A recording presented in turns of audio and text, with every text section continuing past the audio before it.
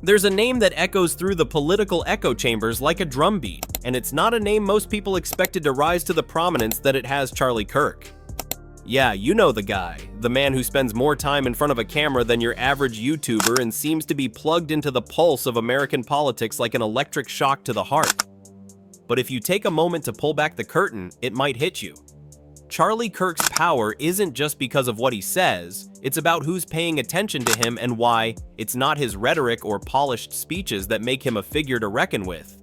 No, it's something far more subtle and far more dangerous. Trust me, it's not what you think. Here's the first shocker. Charlie Kirk is powerful because he's the go-to puppet for the rich and powerful who need their own version of a bulldozer, and he's damn good at it. The man didn't build his empire through sheer intellect or groundbreaking ideas. Oh no. He didn't craft some revolutionary doctrine that shifted the political landscape. Instead, he's simply a carefully crafted tool that speaks the language the donors want to hear. And that's the secret behind his influence. You see, the truth is, Kirk found his niche early. And it's not about being the smartest guy in the room. It's about being the loudest and the most manipulative when it comes to pushing an agenda that keeps money flowing into the right pockets. While others were focusing on depth and real discussion, he zeroed in on simplicity and sensationalism. This is a game of shock, grab attention, and then roll with it.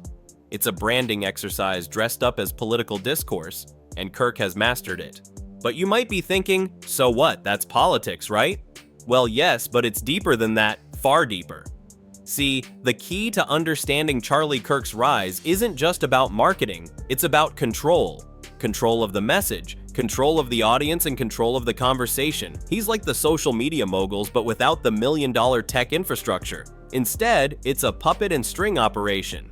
The strings, of course, are the donors, the people with billions to throw around, who know that a well-placed influencer like Charlie can shape minds, stir emotions, and direct masses with a few well-chosen words.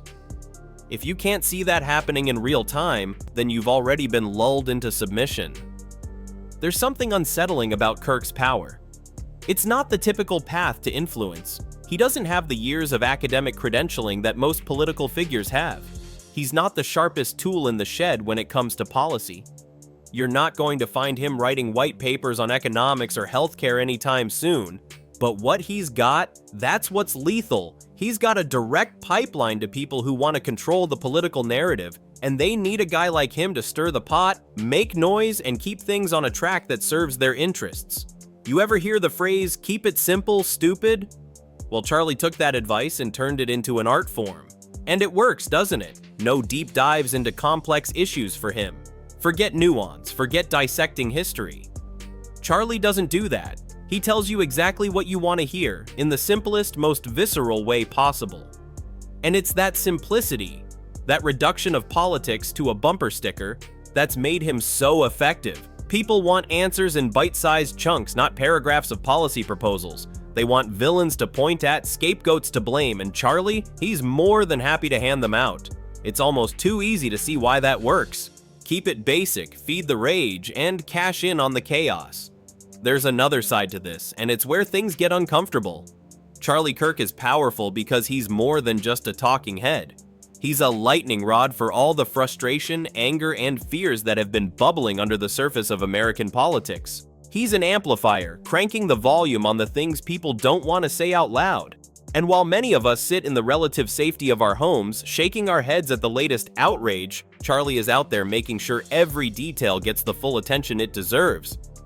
And then some. The magic trick here isn't just stirring the pot, it's managing the spectacle. And that's what Kirk does best. He manufactures outrage, he manipulates emotions, and he turns those emotions into political capital. When things are running smoothly in the political system, he jumps in with an inflammatory statement or an exaggerated claim, and just like that, the room goes wild. It's not chaos for the sake of chaos, it's chaos for the sake of control. Think about the timing of it. He knows exactly when to make his statements. He knows when to stoke the fire and when to back off.